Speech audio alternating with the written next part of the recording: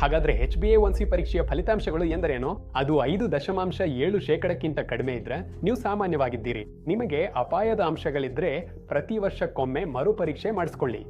ನಿಮ್ಮ HbA1 5.7ರಿಂದ 6.4% ನಡುವೆ ಇದ್ದರೆ ಅದನ್ನು ಪೂರ್ವ ಮಧುಮೇಹ ಎನ್ನಲಾಗುತ್ತದೆ. ಇದು ಎಚ್ಚರಿಕೆಯ ಸಮಯ.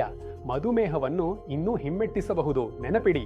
ಈಗ ಇದನ್ನು ಹಿಮ್ಮೆಟ್ಟಿಸೋದು ಏನು ಎಂದು ನೀವು ಆಶ್ಚರ್ಯ ಪಡಬಹುದು.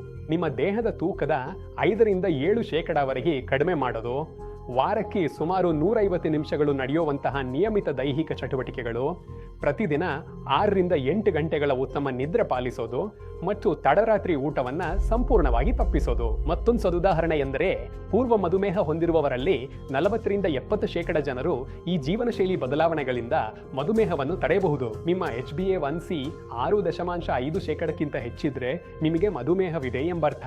ನಾವು ಈ ಚಾನೆಲ್ನಲ್ಲಿ ಪ್ರಮುಖ ಆರೋಗ್ಯ ವಿಷಯಗಳ ಕುರಿತು ಅನುಸರಿಸಬಹುದಾದ ಸಲಹೆಗಳನ್ನು ಹಂಚಿಕೊಳ್ತೇವೆ. ಆದ್ದರಿಂದ ದಯವಿಟ್ಟು ಚಾನೆಲ್ಗೆ ಸಬ್ಸ್ಕ್ರೈಬ್ ಮಾಡಿ ಮತ್ತು ಬೆಲ್ ಐಕಾನ್ ಒತ್ತಿ.